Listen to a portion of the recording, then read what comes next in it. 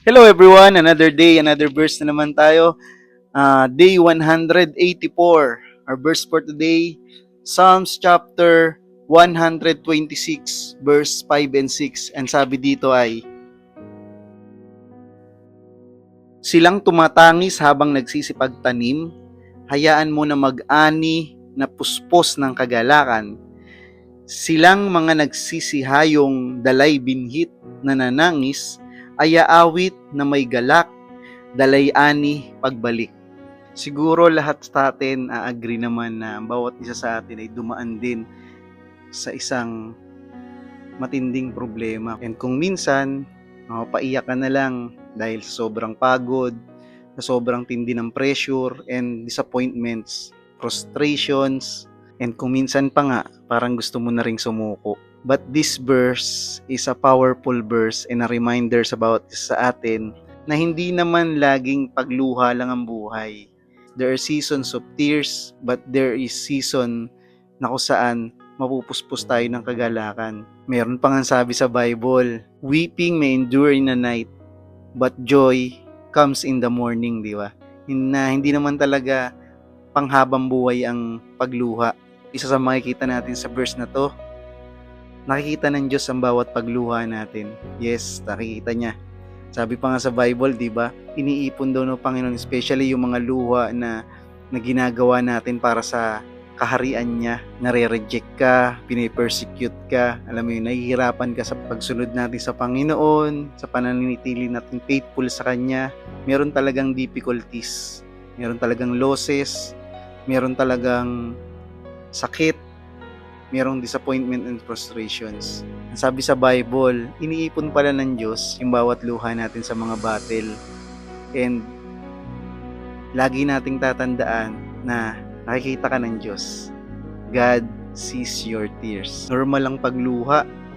Even here sa binasa natin, there are times na habang nagtatanim ka ng faithfulness sa Panginoon, di ba? Hindi naman laging masaya.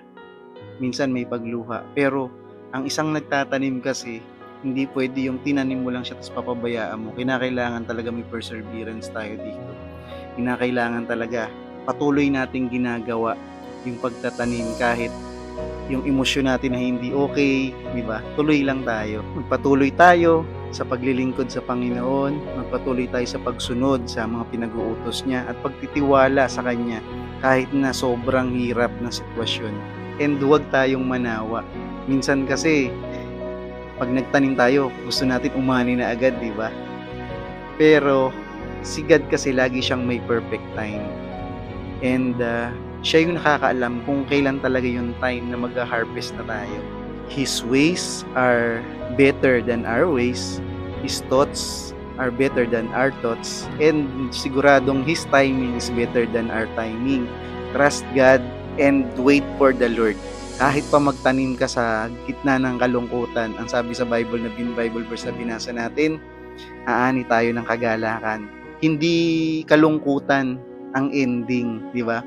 Actually, kung magpapatuloy tayo sa pagsunod, pagiging faithful kay God, sabi nga sa Bible dadating ang time na papahiran ni God yung luha sa ating mga mata.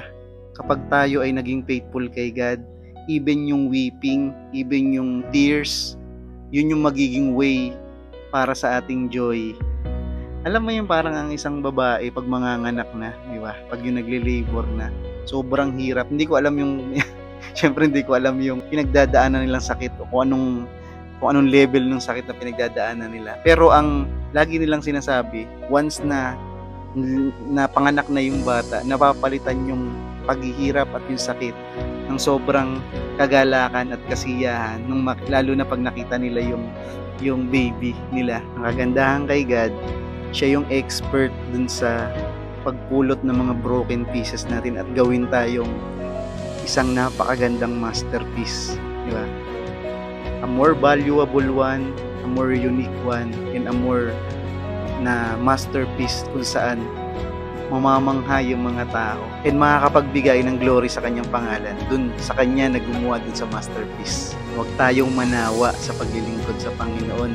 Ang sabi sa Bible, Be steadfast. Ayan. Be steadfast and immovable. Magpakatatag tayo dahil yung mga labor natin para sa ating Panginoon ay hindi kailanman masasayang. Ang bawat pananampalataya natin sa Kanya, ang bawat pag-ibig natin, ang bawat pananalangin natin at pagsunod sa kalooban Niya, hindi po yun masasayang. Yan yung mga bagay na itinatanim natin. Hindi pa natin nakikita kung ano yung resulta minsan. Pero maniwala tayo that the one na nangako is faithful. So kung ikaw yung nasa season ngayon ng pagluha, continue ka lang sa pagtatanim ng pananampalataya sa ating Panginoon. Even in tears, continue to serve Him, continue to praise Him, continue to worship Him, continue to love Him, and continue to serve Him. At patuloy na maniwala at manampalataya sa nag-iisang Diyos na kayang i-turn yung sorrow into joy, di ba? Weeping may endure for a night, but joy comes in the morning. So God bless everyone, and nawa ay patuloy nating palaganapin ang salita ng Panginoon dito sa mundong ito.